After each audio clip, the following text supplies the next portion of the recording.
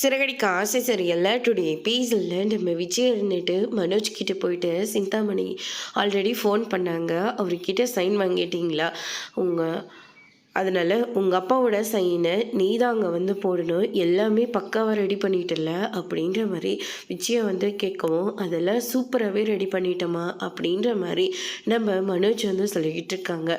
ஆமாம் என்னடா இதெல்லாம் அப்படின்னு சொல்லிட்டு கேட்கவும், அதுக்கு அடுத்ததாக மனோஜ் இருந்துட்டு இல்லைம்மா அப்பாவோட சைனில் எதுவும் மிஸ்டேக் ஆகக்கூடாதில்ல, அதனால தான் அப்பா கிட்ட மறுபடியும் சைன் வாங்குற மாதிரி வாங்கி அவர் மாதிரியே நானும் சைன் போட்டுட்ருக்கேன் அப்படின்னு சொல்லிட்டு மனோஜ் வந்து சொல்லிகிட்டு இருக்காங்க.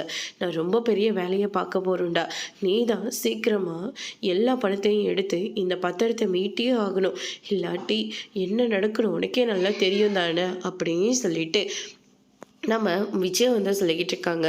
ஆமாம் எதுக்காகவும் பயப்படாதம்மா, அதுக்கப்புறம் மற்றதெல்லாம் நம்ம பார்த்துக்கலாம் அப்படின்னு சொல்லிட்டு நம்ம மனோஜ் வந்து சொல்லிக்கிட்டு இருக்காங்க. நீங்கள் ஆசைப்பட்ட மாதிரி கூடிய சீக்கிரமாகவே எல்லா கடனையும் அடைச்சி இந்த பத்திரத்தை மீட்டு மறுபடியும் பேங்க்கில் வைக்கிற மாதிரி வச்சிடலாம் அப்படின்னு சொல்லிட்டு நம்ம மனோஜ் வந்து விஜயாவை சமாதானம் பண்ணிக்கிட்டு இருக்காங்க. அதுக்கடுத்து தான் அவங்க நேராக சிந்தாமணியை தேடி போகிறாங்க. சிந்தாமணியும் அந்த வட்டிக்காரங்கிட்ட அந்த பத்திரத்தை எடுத்துகிட்டு போகிறாங்க. எப்படியோ ஒன்று நம்ம நினச்ச மாதிரி இந்த வீடு நம்ம கையிலே வந்துடுச்சு அப்படின்ற மாதிரியே சொல்லிக்கிட்டு இருக்காங்க.